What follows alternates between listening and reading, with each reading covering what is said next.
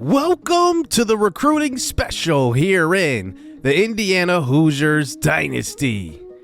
So far, Indiana has played pretty good football. I think we played to what our skill level is. We've won 2 non-conference games versus some, not so highly rated teams, and then we got it handed to us to 2 Big Ten teams, including USC and Maryland, and we found some things out, especially going into recruiting, which is going to be important, and we will go over the recruiting rules in a little bit, but we at least now see what we kind of do well and what we don't do well and where we need, recruits at more immediately than the future. But we've seen some very good things from, I think, our offense and really getting guys involved in. We're not really, singling out a single player on offense. We're getting everybody the football, and I think that's really helped us so far to a 2-2 record. So getting into recruiting, you could just see where the pins are based on where we are recruiting. We're going to be recruiting heavily in the Midwest, and you will see the recruiting rules in a second, but we do have pipeline states in Texas and Georgia. So let's get to the recruiting rules, and this is what we will play throughout this series. They will slightly change, but not too much. So rule number 1, all 4-star and under Indiana recruits are eligible and can be scouted 100%. Indiana has had 4-star recruits in the past, but they have been mostly from Indiana. They have only had 1 4-star recruit ever outside of the state of Indiana, and once we win the Big Ten championship, we can now recruit 5 stars out of Indiana. Number 2 is max 1 4-star recruit outside of Indiana, and that is because they've only had 1 4-star recruit all time outside of Indiana. And then number 3, all Midwest recruits can be scouted up to 60%, and all other recruits can be scouted up to 30%. So if you're not in the Midwest, I'll only be able to see 30% of the ratings. So let's just give you kind of a gauge on what these recruits are going to look like. This is the number 1 recruit in the country in Carlos Gilbert. His top schools are Washington, Oregon, and UCLA. Now, I am using Fang's recruiting tool, which gives a boost to freshmen and generates the recruits coming into the class as more realistic. And looking at the best, this is an example, looking at the best recruit as a receiver last season, because I did sim a year to get to this year. Jawan Tice, a freshman, goes to Ole Miss. He's 84 overall. That's usually higher than the base NCAA 14 football game, and he comes in a little bit higher, and I've seen freshmen come in as 90s in some of these sims as well. And looking at the top quarterback, Allen Williams, coming into this year, he is projected to be 86 overall, and you compare that to last year's top freshman, came in at 87 overall, and we actually get to face him, Kavaris Touraine, and he is going to be a guy that maybe could change that Minnesota Gophers program. And the reason why I like this recruiting tool is because there are freshmen that come in starting and making a big impact in a lot of schools, especially, the smaller Power 5 programs. They get some of those guys, especially with the NIL now, and they make a pretty big difference as true freshmen. Let's move over to running back as an example. Ikenna Henderson is the top running back. He's ranked number 4. He's actually interested in us, but we would not be eligible to get him based on our recruiting rules. But you can just see he's in the mid-80s as a running back, as a number 4 high school recruit. And looking at the top high school recruits from last year, Jordan Fadukazi, 85 overall, 96 speed, by the way, for a Georgia team. He's not even playing right now because Georgia is deep at running back. And then obviously Rod Lee Jr., who we faced in game number 3, and he ran all over us, and he is one of the top Heisman candidates right now at number 2 as a true freshman. I think that's really, really cool that, freshmen do get a chance to compete for that Heisman right away if they're in the right situation. So let's get to our recruiting board. And first, we need to figure out which 4 stars outside of the state of Indiana we want to go after. And the first is Dante Freeman, a very good cornerback. All of these guys are subscriber recruits, by the way, and everybody we recruit will be a subscriber recruit. I want that to be how it goes. And if we don't get them committed to our school, they will be on a different school, obviously. But he comes in at 91 zone coverage, and that's the big reason why I have him ranked number 1. He could be an instant playmaker right away. We need to make a decision, though. Do we go after Dante Freeman, Or do we go after Ja'Cory Williams, who is one of the top defensive tackles I've recruited so far? He is a 4-star incoming freshman, he will be, but a very good playmaker right up front on that defensive line. He will be about 75 overall, so about 3 less. But remember, we are not scouting them fully. This is the most we will be able to unlock. At least with Dante Freeman, we were able to unlock zone coverage with that 30% threshold. But with him, Ja'Cory Williams, there's a big unknown. I don't know how good he's going to be. We could end up unlocking his ratings and he could plummet. So we're going to have to make a decision on which 4-star we will actually enroll at our school if we get them to commit. The next guy I want to recruit is a 3-star. Now, this is from the Reese's Senior Bowl High School edition, so the Reese's High School Senior Bowl. And this is Dom Medlock, a very versatile tight end. I want to make sure I recruit tight ends because you never know. Injuries could happen, but tight ends are like my best friend in these offenses. I really like to have a solid tight end who can catch, who can run routes, who can block, and Dom Medlock can do all of that. Hopefully his overall keeps going up. But he is 71 overall right now with 30% scouted, and we will see what he ends up being because I don't know. I can't recruit over 30% since he's outside of the Midwest. So we're going to have to take a chance on him.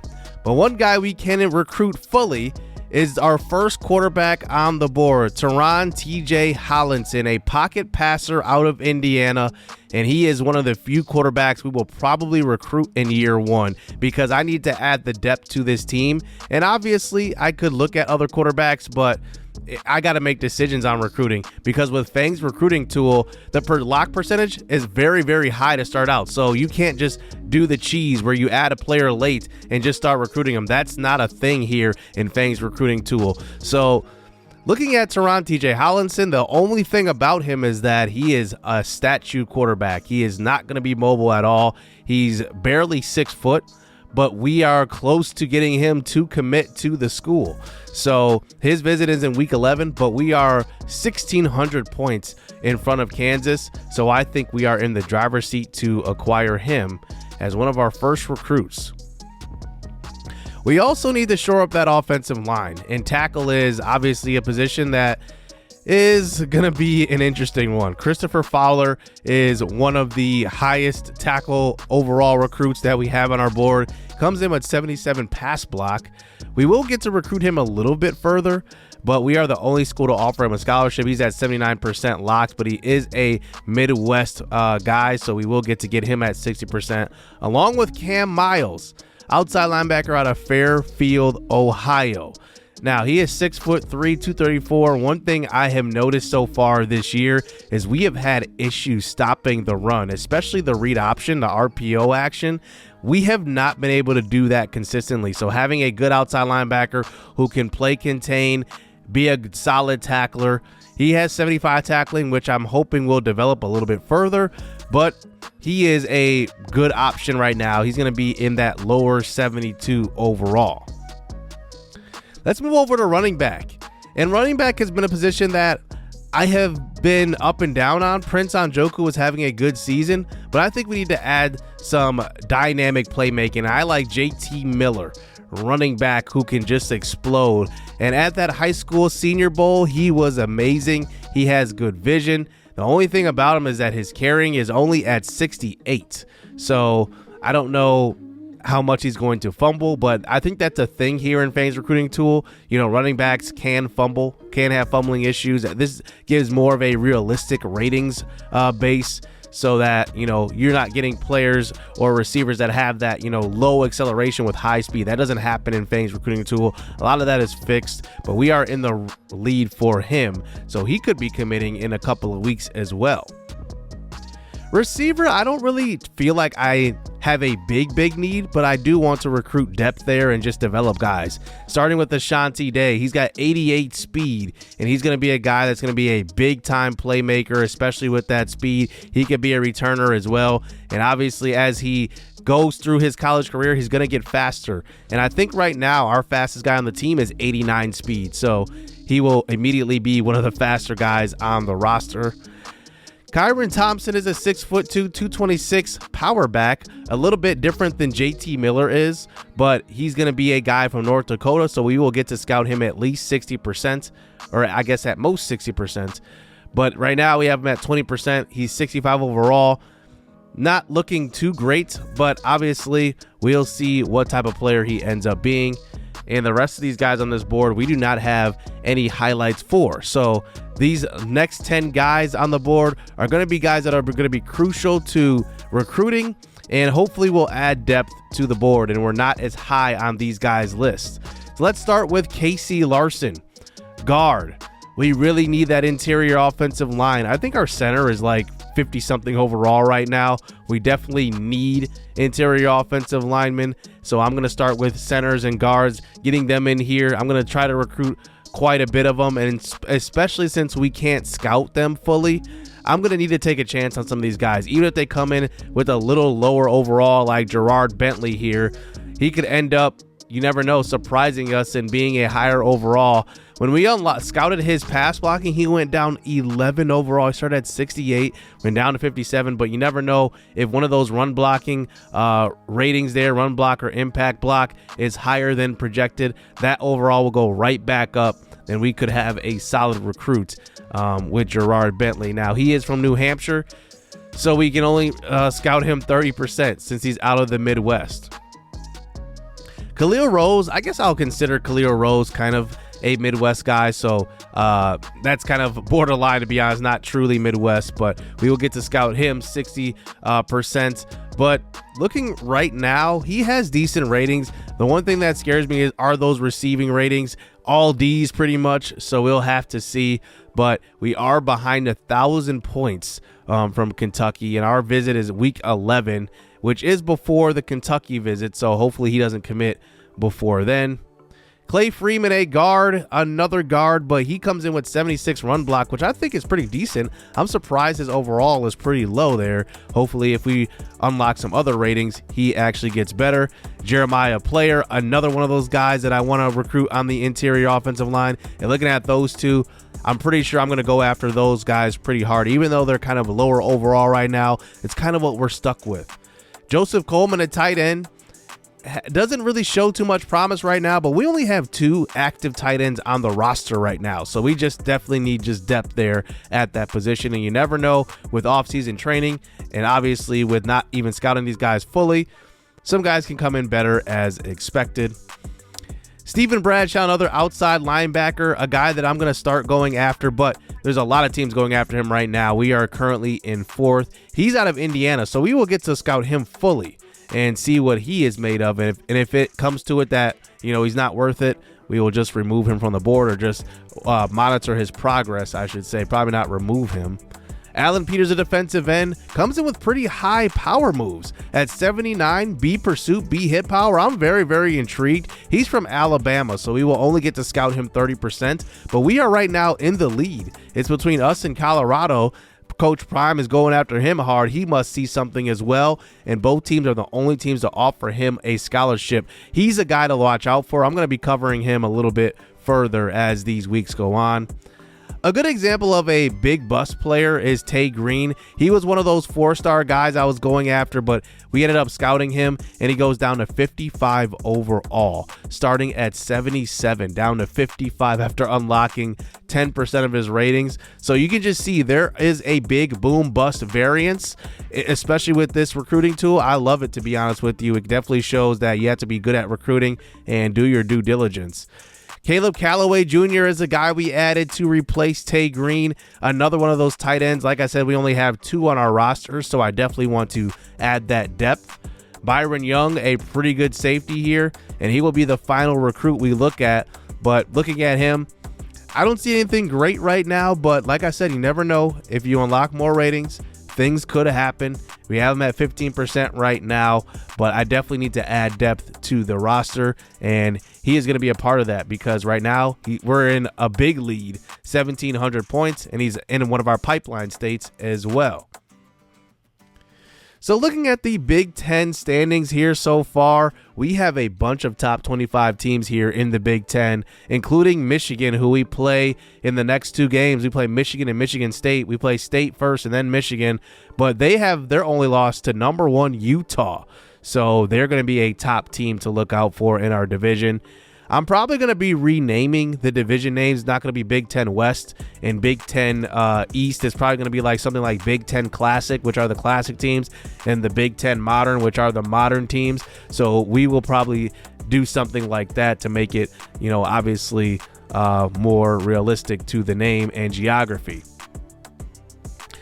So looking at the top 25, this is what it looks like. As you can see, Penn State, Michigan, and Ohio State, including USC as well, because they're in the Big Ten now, are all in the top 10. A lot of good teams here in the conference. Michigan State is in the top 25 as well, and we have a long way to go to get to this point. But just to show you, the competition we will have in this series, it's going to be a pretty tough rebuild. Last episode, we saw Jacoby Ellis start for the first time, and he played a really good game. We tried to be dynamic with running the football and passing, so he will stick it out as starter right now. But Sam Bellissimo just needs to develop a little bit more, throwing the football with consistency. But he is still our second leading rusher on the team as well, with over 124 yards in 35 attempts. Omar Cooper Jr. had that big long run for 60 yards last game. He's our third leading rusher.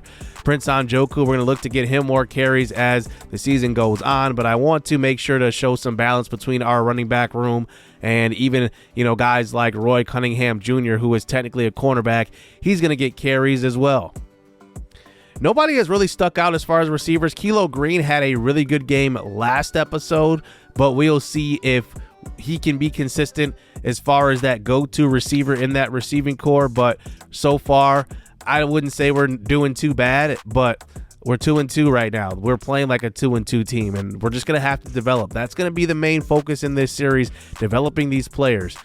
And then on defense, we've actually got after the quarterback pretty well. David Hardwick Jr. has 3 sacks. He also leads the team in tackles.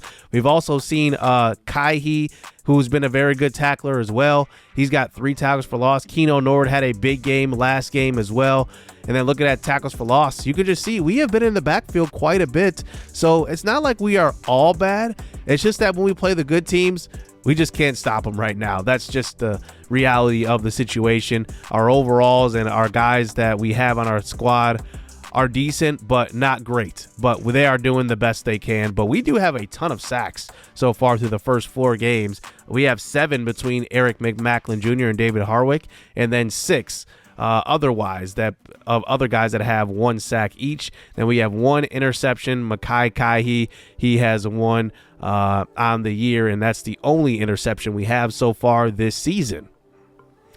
So next episode, I might have a doubleheader here with Michigan State and Michigan. I think that might be the move to do, but they are 2 very tough teams, both top 25, and this is actually technically our first rivalry game of the series as well.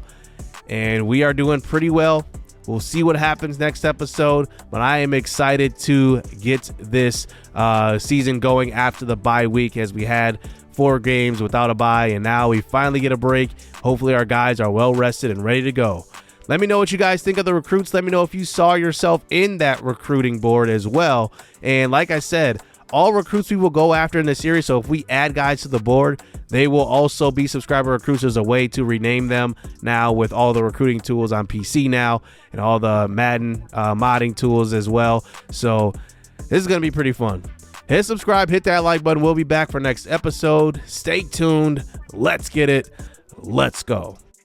I like getting money, I got time to get it. Target on me, so my car's a tinny. Dancing with the devil, I don't bargain with it. Bobbing in a dash, and the stick is with it. And I hit the 4-5 on the west side.